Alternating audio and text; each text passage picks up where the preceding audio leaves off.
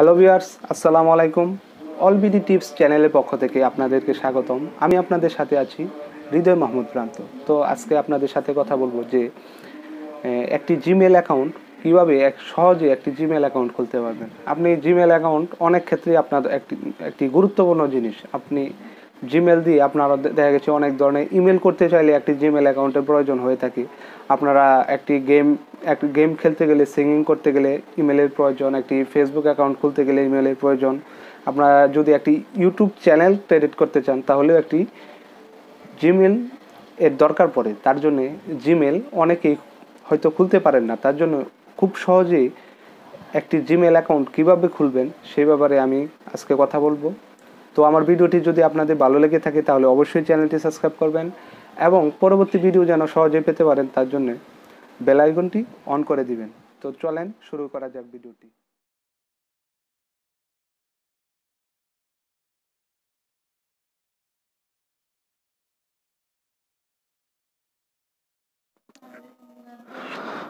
আমরা স্ক্রিন রেকর্ডিংয়ে চলে আসলাম। প্রথমে আমরা মোবাইলের ডাটাটি অন করে নেব এবং মোবাইলের মধ্যে যে জিমেল অ্যাপসটি দেওয়া আছে দেখতে পাচ্ছেন উপরে জিমেল, এই জিমেলের মধ্যে প্রবেশ করব।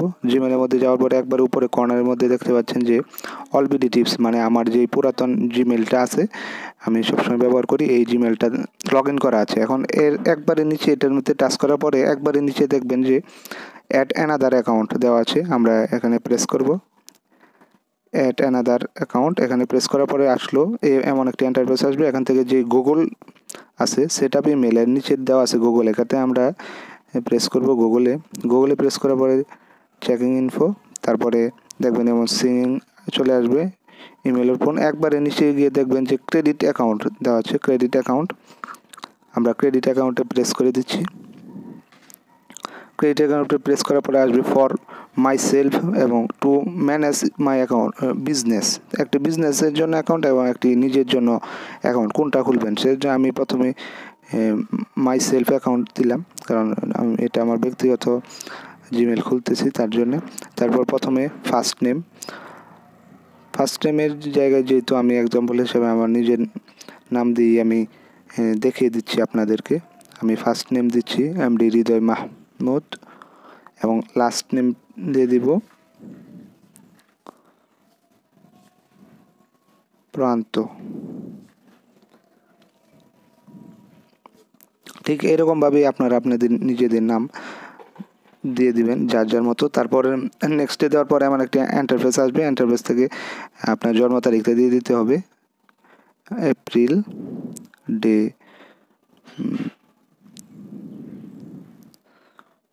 5 ইয়ার্স 1995।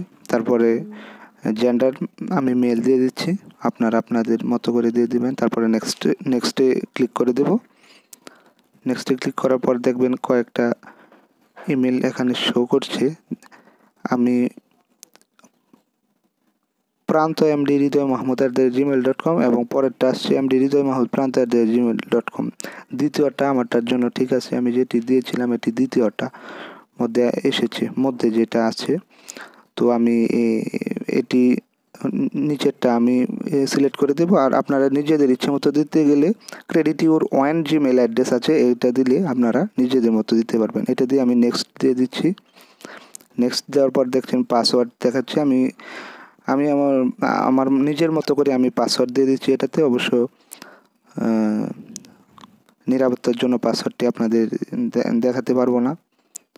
পাসওয়ার্ডের পরে পরবর্তীতে আবার দেখিয়ে দিব, একটু এখান থেকে হয়তো একটু কাট করে দিতে পারি পাসওয়ার্ডটা দিয়ে নেক্সট দিলেই হয়ে যাবে। পাসওয়ার্ড দিয়ে দিলাম। এখন তারপরে নেক্সট দেওয়ার পরে আসবে ফোন নাম্বার, একটি ফোন নাম্বার আপনাকে ভেরিফাই ফোন নাম্বার দিতে হবে।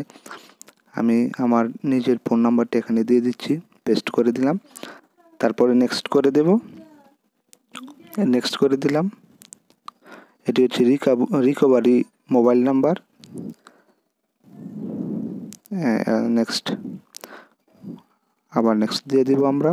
নেক্সট দেওয়ার পরে এমন একটি প্রাইভেসি অ্যান্ড টার্মস আসবে, এটি আপনারা পরে একবারে নিচে যে আই এগ্রি দেওয়া আছে আই এগ্রিতে ক্লিক করব।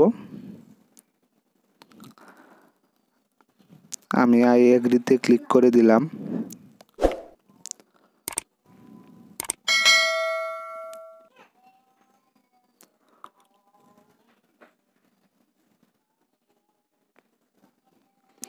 দেখতে পাচ্ছেন অ্যাকাউন্ট ক্রেডিট করা হয়ে গেল। এখন একবারে উপরে টাচ করার পরে দেখতে পাচ্ছেন এখানে একবারে লাস্টে যে ইমেলটা আছে এটাই আমার ইমেল। আমি এটাতে প্রবেশ করলাম। একবার উপরে দেখতে পাচ্ছেন দেওয়া আছে, এটাই এখন যে নতুন ইমেলটি আমি এখনই মাত্র খুলে নিলাম, এটি হচ্ছে এই ইমেলটা। এই যে টাচ করার পরে আসে md.hridaymahuprant@gmail.com। এটি আমার নতুন অ্যাকাউন্ট। তো খুব সহজে একটি অ্যাকাউন্ট খুলে ফেললাম। আপনারাও এভাবে খুলতে পারবেন। যদি কোনো সমস্যা হয়ে থাকে তাহলে অবশ্যই কমেন্ট বক্সে কমেন্ট করে জানাবেন।